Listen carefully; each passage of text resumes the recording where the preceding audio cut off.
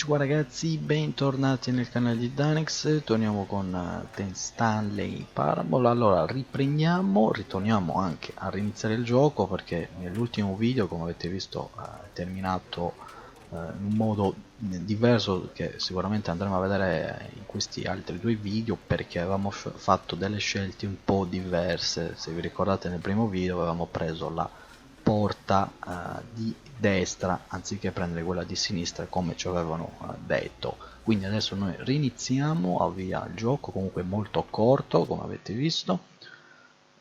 Andiamo subito, andiamo anche a saltare la narrazione, perché ce l'ha già fatta vedere nel primo video. Io comunque li sto registrando di seguito, anche perché il gioco è veramente corto. Allora ripartiamo dal nostro ufficio di Stanley. A questo punto direi, allora dobbiamo andare nella sala riunioni, quindi noi facciamo come ci dice, perché nel precedenti video eravamo andati nella porta opposta. Vediamo un attimo, andiamo avanti, tanto queste le avevamo già viste, sono tutte chiuse. Eccoci qua. Quindi ci ha detto di entrare in quella, entrò in quella di sinistra. Noi nei precedenti video eravamo entrati in questa, in quella di destra. Quindi noi andiamo qua, vediamo cosa succede. Andiamo a vedere, va. Non ci ha detto niente, quindi va bene, perché se no ci aveva detto che avevamo fatto una scelta sbagliata. Allora qui ci sono dei quadri che non avevamo visto nei precedenti video. Proviamo sempre tutte le porte, tutte chiuse. Dovremmo essere nella strada giusta della sala riunioni. Yet there was not a single person here either. Feeling a wave of disbelief, Stanley decided to go up to his boss's office, hoping he might find an answer there. Va bene, nella stanza del capo dell'ufficio di Stanley. Allora vediamo un attimo, ci sono delle diapositive. Sì, vabbè, allora vediamo un attimo qui cosa c'è. Tutto in inglese, vabbè. Andiamo avanti. Andiamo a vedere. Allora qui è chiuso. Possiamo, allora aspetta, Stanley stepped into the broom closet, but there was nothing here, so he turned around and got back on track. Nella stanza del ripostiglio ci sono un po' di attrezzature, scoppa. There was nothing here. No choice to make, no path to follow, just an empty broom closet. No reason to still be here. Con calma, con calma, prima andiamo a controllare e poi ce ne andiamo. Vabbè, ci ha detto di uscire e noi usciamo, va. Al limite chiudiamo pure, va. Andiamo avanti, va. Allora, qua ci sono, Coming to a staircase, Stanley walked upstairs to his boss's office. salì sino all'ufficio. Se noi scendiamo, qui è chiuso. Vedete, sono delle scelte, come ho detto, diverse che bisogna fare. Aspetta, allora aspetta un attimo, qui è chiuso, ok, perché ci ha detto appunto salì nell'ufficio, quindi se noi scendiamo che succede? But Stanley just couldn't do it. He considered the possibility of facing his boss, admitting he had left his post during work hours. He might be fired for that. And in such a competitive economy, why had he taken that risk? All because he believed everyone had vanished. His boss would think he was crazy. And then something occurred to Stanley. Maybe, he thought to himself, maybe I am crazy. All of my co-workers blinking mysteriously out of existence in a single moment for no reason at all? None of it made any logical sense. And as Stanley pondered this, he began to make other strange observations. For example, why couldn't he see his feet when he looked down? Why did doors close automatically behind him wherever he went? And for that matter, these rooms were starting to look pretty familiar. Were they simply repeating? No, Stanley said to himself, this is all too strange. This can't be real. And at last, he came to the conclusion that had been on the tip of his tongue. He just hadn't found the words for it. "I'm dreaming!" he yelled. This is all a dream.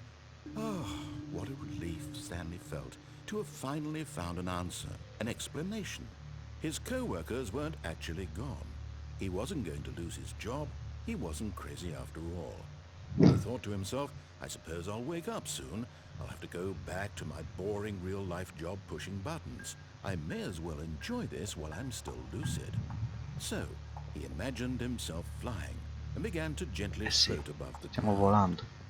Then Attenzione. he imagined himself soaring through space on a magical starfield, and it too appeared. It was Bellissimo. so much fun, and Stanley marveled that he had still not woken up. How was he remaining so lucid? And then perhaps the strangest question of them all entered Stanley's head. One he was amazed he hadn't asked himself sooner. Why is there a voice in my head dictating everything In that I'm doing effetti. and thinking? Now the voice was describing itself being considered by Stanley, who found it particularly strange. I'm dreaming about a voice describing me, thinking about how it's describing my thoughts, he thought. And while he thought it all very odd, and wondered if this voice spoke to all people in their dreams, Ah, ok, the siamo truth was that, tornati of course, indietro. this was not a dream. How could it be? Was Stanley simply deceiving himself? Believing that if he's asleep, he doesn't have to take responsibility for himself? Stanley is as awake right now as he's ever been in his life. Now, hearing the voice speak these words was quite a shock to Stanley. After all, he knew for certain, beyond a doubt, that this was in fact a dream. Did the voice not see him float and make the magical stars just a moment ago? How else would the voice explain all that? This voice was a part of himself too. Surely, if he could just... È He pazzo. would prove it. He would prove that he was in control, that this was a dream. So he closed his eyes gently, and he invited himself to wake up. He felt the cool weight of the blanket on his skin, the press of the mattress on his back, the fresh air of a world outside this one. Let me wake up, he thought to himself. I'm through with this dream. I wish it to be over. Let me go back to my job. Let me continue pushing the buttons. Please, it's all I want. I want my apartment, and my wife, and my job. All I want is my life exactly the way it's always been. My life is normal. I am normal. Everything will be fine. I am okay. Bene, bene. Vediamo un po'. Ah, ok, si sta risvegliando. Ok, allora, vediamo un po' di... Stanley began screaming. Please, someone, wake me up. My name is Stanley. I have a boss. I have an office. I am real. Please, just someone tell me I am real. I must be real. I must be. Can anyone hear my voice? Who am I? Who am I? And everything È un went black. maledetto labirinto. E tutto divenne buio, cioè facciamo il giro a tondo, sempre nello stesso posto This siamo. is the story of a woman named Mariella.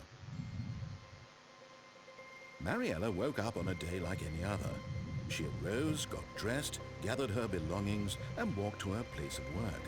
But on this particular day, her walk was interrupted by the body of a man who had stumbled through town talking and screaming to himself, and then collapsed dead on the sidewalk.